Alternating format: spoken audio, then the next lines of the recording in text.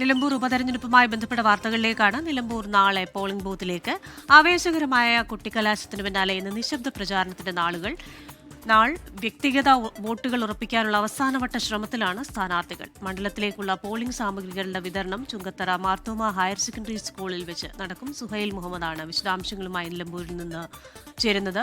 Suhail, good morning. ഗംഭീരമായ ഒരു കുട്ടിക്കലാശം കഴിഞ്ഞു. ഇനിയിപ്പോൾ നിശബ്ദ പ്രചാരണത്തിന്റെ ദിവസമാണ്. എങ്ങനെയായിരിക്കും സ്ഥാനാർത്ഥികളുടെ പ്രചാരണം? ഒപ്പം തന്നെ ഈ പോളിംഗ് സാമഗ്രികളുടെ വിതരണവും നടക്കുമല്ലോ.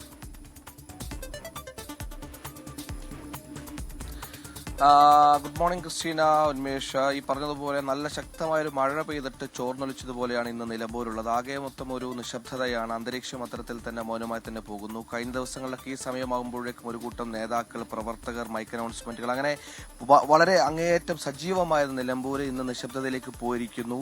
ഇപ്പോൾ ഈ പറഞ്ഞതുപോലെയാണെങ്കിൽ കൊലാശക്കൊട്ട് കഴിഞ്ഞാൽ മണ്ഡലത്തിന് പുറത്തുള്ള നേതാക്കൾക്ക് തിരികെ പോകണം. അതായത് ഇപ്പോൾ ഈ മണ്ഡലത്തിൽ അവരുടെ സ്ഥാനാർത്ഥികളും ആ സ്ഥാനാർത്ഥികൾക്ക് വോട്ട് ചെയ്യാനുള്ള വോട്ടർമാർ മാത്രമായി അവരുടെ ലോകത്തേക്ക് നിലമ്പൂർ ചുരുങ്ങിയെന്ന് വേണമെങ്കിൽ നമുക്ക് പറയാം. അതുപോലെ തന്നെ നിശബ്ദ പ്രചരണത്തിന്റെ ദിനമാണ്. അതുകൊണ്ട് തന്നെ പരമാവധി വോട്ടർമാരെ നേരിൽ കണ്ട്, അതായത് ശബ്ദകോലാഹലങ്ങളൊന്നുമില്ല, പരമാവധി വ്യക്തിഗത വോട്ടുകൾ ഉറപ്പിക്കാനുള്ള തിരക്കിലാണ് മുന്നണി സ്ഥാനാർത്ഥികളെല്ലാം. രാവിലെ തന്നെ അവർ അവരുടേതായ പോക്കറ്റുകളിൽ അവരുടേതായ ആളുകളെ കാണാൻ വേണ്ടി അവർ പോകുന്നുണ്ട്. അതിന്റെ ഒരുക്കങ്ങൾ മുന്നണി സ്ഥാനാർത്ഥികളുടെ ഭാഗത്തുനിന്ന് തുടങ്ങിയിട്ടുണ്ട്. നമ്മൾക്കറിയുന്ന പോലെ തന്നെ ഈ ഏറ്റവും റീസെന്റ് ആയിട്ടുള്ള ഇറാൻ ഇസ്രായേൽ യുദ്ധം മുതൽ അങ്ങനെ സകല വിഷയങ്ങളും, കേരള വിഷയങ്ങൾ, അന്തർദേശീയ വിഷയങ്ങൾ, ദേശീയ വിഷയങ്ങൾ, ഒപ്പം മണ്ഡലത്തിലെ വിഷയങ്ങളും ചർച്ചയായ എല്ലാ പ്രശ്നങ്ങളും ചർച്ചയായ ഒരു പ്രചാരണ ദിവസങ്ങളാണ് കഴിഞ്ഞ 21 ദിവസങ്ങളായി കടന്നുപോയത്.